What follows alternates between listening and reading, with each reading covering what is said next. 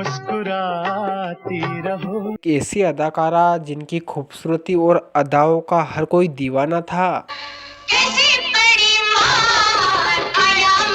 लेकिन क्या आप जानते हैं कि आर्थिक तंगी की वजह से इस खूबसूरत अदाकारा को अपने जिस्म का सौदा करना पड़ा था। क्या आप यकीन करेंगे कि इनके शव को एक ठेले पर रखकर शमशान तक ले जाया गया। और दुख की बात तो ये रही कि इनकी मौत के बाद इनके शव को कांधा देने वाला कोई नहीं था। और आखिर क्यों इनके अंतिम संस्कार में इनके परिवार वाले और फिल्म इंडस्ट्री के कोई भी शख्स मौजूद नहीं थे। बताएंगे इनकी जिंदगी से जुड़े कुछ अजीबोगरीब किस्से जो शायद ही आपको पता होंगे, इसलिए बने रहिएगा वीडियो के अंत तक। दोस्तों, आज की वीडियो में हम बात कर रहे हैं 60 के दशक की खूबसूरत अभिनेत्री विम्मी की। अफसोस की बात तो यह है कि इस खूबसूरत अदाकारा ने महज 33 साल की उम्र में इस दुनिया को छोड़ दिया था। साल 1943 में पंजाब में जन्मी एक्ट्रेस विम्मी को बचपन से ही एक्टिंग का बहुत शौक था। आपसे प्यार हुआ, आप खफा हो गए। कहा जाता है कि एक पार्टी के दौरान विम्मी की मुलाकात संगीतकार रवि के साथ हुई थी, जिसने उन्हें मुंबई बुलाया था। और मुंबई आते आते विम्मी की किस्मत खुल गई। उस समय के जाने माने निर्माता निर्देशक बी.आर. चोपड़ा ने इन्हें अपनी फिल्म हमराज का ऑफर दे दिया। बताते हैं कि फिल्म हमराज के लिए बी.आर. चोपड़ा प्लानिंग कर रहे थे एक ऐसे नए चेहरे की जो बिल्कुल यूनिक और दिलकश हो। चोपड़ा साहब किसी न्यू कमर को अपनी फिल्म में लेना चाहते थे। इसके लिए उन्होंने कई लड़कियों के ऑडिशन भी लिए, लेकिन बात नहीं बनी। संगीतकार रवि ने चोपड़ा साहब को विम्मी के बारे में बताया।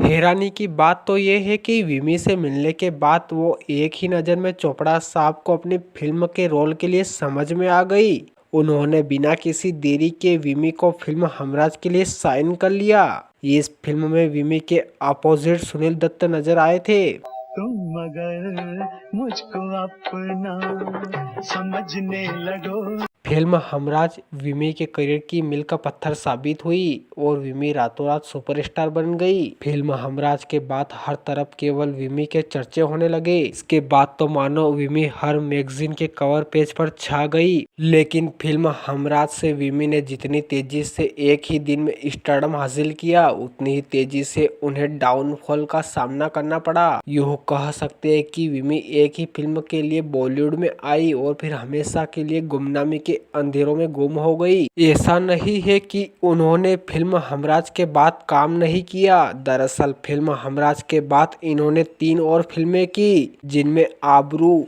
वचन और पतंगा शामिल थी। लेकिन अफसोस की बात तो ये थी कि सभी फिल्में विम्मी के करियर के लिए डाउनफॉल ही साबित हुई। फिल्म आबरू में उनके साथ न्यू कमर दीपक कुमार थे, मगर यह फिल्म नहीं चली। इसके बाद एक्ट्रेस विम्मी ने 2 फिल्में शशि कपूर के साथ भी की। एक थी पतंगा और दूसरी थी वचन।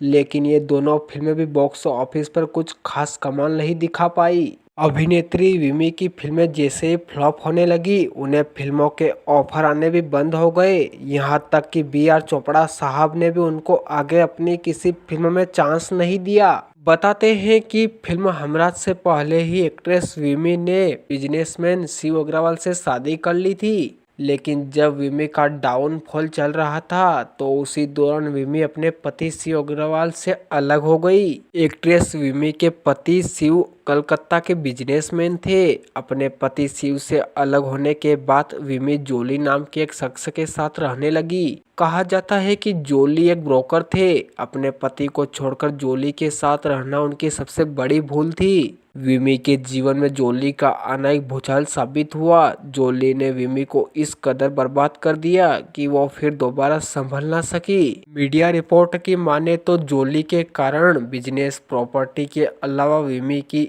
टेक्सटाइल मिल भी बंद हो गई। कहा जाता है कि हालात इतने खराब हो गए थे कि जिंदगी की परेशानियों से जूझने के लिए विम्मी ने शराब का सहारा ले लिया। ज्यादा शराब पीने के कारण एक्ट्रेस विम्मी के लीवर ने भी काम करना बंद कर दिया।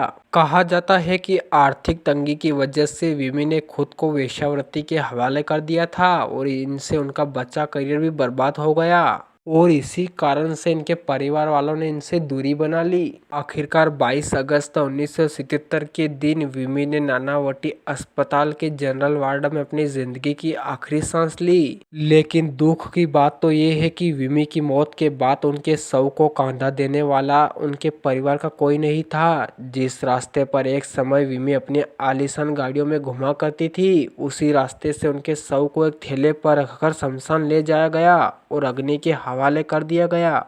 दोस्तों, आज इस अदाकारा को बहुत कम लोग याद करते हैं।